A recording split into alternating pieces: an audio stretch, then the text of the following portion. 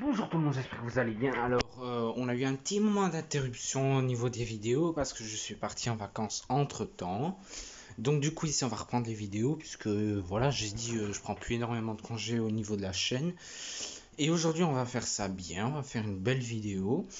Aujourd'hui, je vais vous présenter quelques images, de nouvelles images de la typo restylée ici dans sa version SW en plus, donc c'est encore mieux. Donc voilà, j'espère en tout cas que vous allez bien, que les vacances se passent bien pour vous. On va entamer cette vidéo par la typo stylée, Enfin voilà, j'espère que la vidéo vous plaira et on commence tout de suite. Merci de regarder. Donc voilà, alors on peut voir d'abord qu'il y a du gros changement pour la typo restylée. Par exemple, l'écran tactile que vous pouvez voir là-bas. L'écran tactile, qu'il me semble en plus, vient de la nouvelle Fiat 500. Donc, si c'est bien le cas, c'est un écran tactile de 10 pouces avec le nouveau système Uconnect 5, parce que je rappelle que la typo actuelle c'est Uconnect 4. Rien à voir avec le nombre de pouces, hein, je peux vous le dire. Parce que oui, je sais, il y a l'écran tactile, on dit parfois c'est Uconnect 7. Rien à voir avec ça. Nous ici on parle de la version de Uconnect qui est de 5ème génération. Et franchement, ça va être super bien d'après ce que j'ai pu entendre sur certaines choses. Enfin voilà. On peut également remarquer au niveau ici, où est-ce qu'il y a le petit bazar blanc, que je bouge un peu l'image. On peut remarquer donc du coup qu'il y a à la place des compteurs, il y a un écran 100% numérique. Ça aussi c'est très bien. Attention qu'il n'y ait pas trop de bugs, que le système ne soit pas trop lent, mais j'ai confiance en Fiat parce que les systèmes informatiques sont très puissants, ils répondent direct. En plus, le nouveau système Uconnect 5 fera parfaitement le taf, c'est limite un ordinateur tellement il est rapide par rapport à la concurrence. À l'heure actuelle, c'est le meilleur sur le marché et c'est le plus simple sur le marché. Donc franchement, les systèmes infodivertissement de Fiat, c'est les meilleurs sur le marché, vous pouvez pas trouver mieux. N'allez pas dire oui mais c'est Fiat donc c'est nul, voilà, vous préférez les Allemandes, c'est faux. Tu vas chez tes Allemandes, ok, mais t'attends pas un truc mieux que chez Fiat. Parce que de 1, là c'est la nouvelle génération qui est encore plus puissante. Là ça répond tout de suite, c'est pas comme chez Peugeot par exemple que l'écran tactile a un temps de réponse, que c'est un peu lent, ça a tendance à être très lent même.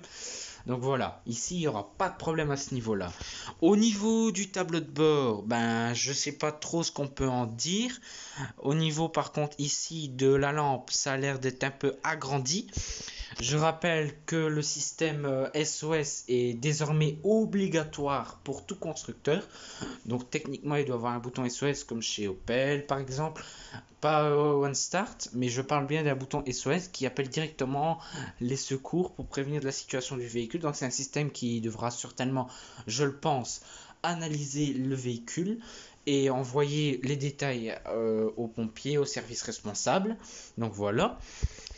Au niveau des sièges, il n'y a pas l'air d'avoir du changement. On peut le voir à l'écran à gauche. Par contre, au niveau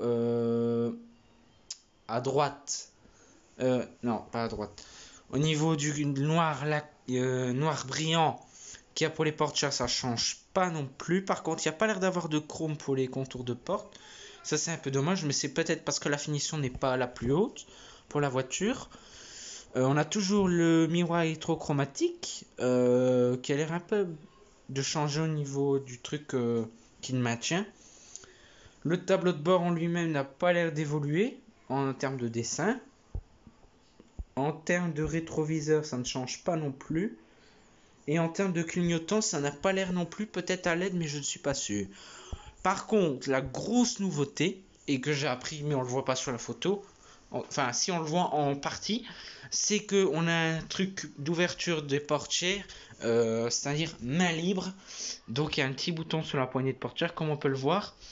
Et alors, il y aurait apparemment, d'après les rumeurs, un système comme sur le 500X, donc c'est-à-dire que vous avez une clé mais qui n'est pas entrée dans le bazar pour démarrer la voiture, donc c'est un bouton start and stop comme la concurrence quoi. Alors, la photo suivante, encore une typo break. On voit les nouveaux feux de jour à LED. La photo n'est pas très éclairée sur la face avant. Le soleil malheureusement ne tape pas dessus, mais on peut décerner qu'il y a un nouveau logo à l'avant. Le dessin du véhicule n'évolue pas. On a toujours les barres de toit et tout. Par contre, au niveau des optiques, ça évolue énormément. Comme je sais pas si je l'avais déjà montré en vidéo, c'est fort possible. Le bloc optique de la typo que vous voyez là avait été photographié, démonté sur Instagram et j'avais fait des photos. Donc ça a bien circulé en plus sur le net, mes photos que j'ai envoyées. Donc voilà. Sinon, le dessin du LED évolue énormément, ce qui peut faire penser par exemple à la concurrence, à une classe A, qui a des LED un peu similaires, à une ancienne Audi A3.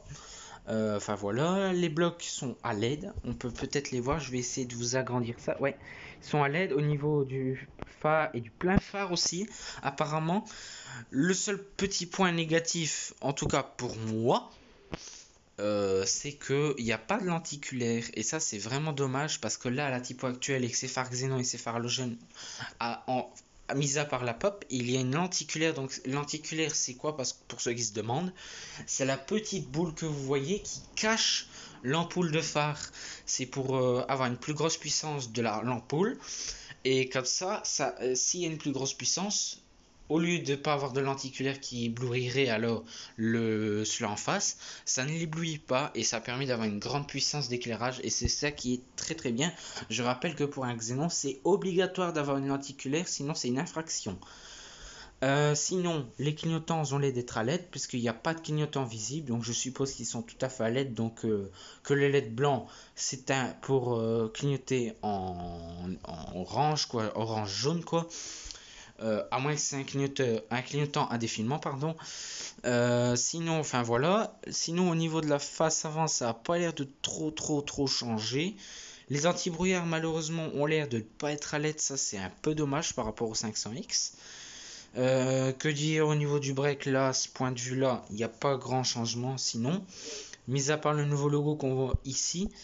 Au niveau du carré qu'il y a devant, pour celui qui n'a pas vu le petit point blanc. C'est le nouveau logo Fiat. Je pense que c'est un fond noir. Ça doit être sûrement un carré qui claque avec un marqué Fiat en chromé. Franchement, le logo c'est pas le meilleur qu'ils ont fait chez Fiat malheureusement. Le logo rouge pour moi est tellement plus beau. Enfin voilà. On va passer sur une autre image. Là on n'est plus sur le break. On est sur une Fiat Tipo 5 portes en version cross. Au niveau des feux, on ne peut pas dire grand chose, mis à part que ça a l'air à LED. Même au niveau ici de la barre du dessus, au niveau du spoiler, qu'il a l'air vraiment à LED de LED. Là, pour l'instant, j'ignore, il me semble pas que la typo actuelle c'est du LED. Enfin, j'en sais rien en fait. C'est un peu. Parce que vous voyez, comme c'est un truc rouge, c'est difficile à dire. Il faudrait le démonter pour le savoir. Sinon, on a des nouvelles jantes et tout. Et enfin, franchement, il n'y a plus rien à dire après, mis à part les en plus des deux autres photos. Sinon, il y a quand même. On sait déjà que c'est une blanche. Et on voit un peu ici que ça a l'air d'être à LED, mais rien ne confirme vraiment que c'est LED. Perso, j'aurais aimé un autre design de feu, mais bon, s'ils le font pas, tant pis, comme on dit. Enfin voilà, j'espère que la vidéo vous aura plu. N'hésitez pas à liker, à commenter, à vous abonner et à activer la cloche de notif. Et moi je vous retrouve bientôt pour une prochaine vidéo, un peu après parce que là je me repose, donc ce sera la seule vidéo pour cette semaine. Merci, à bientôt.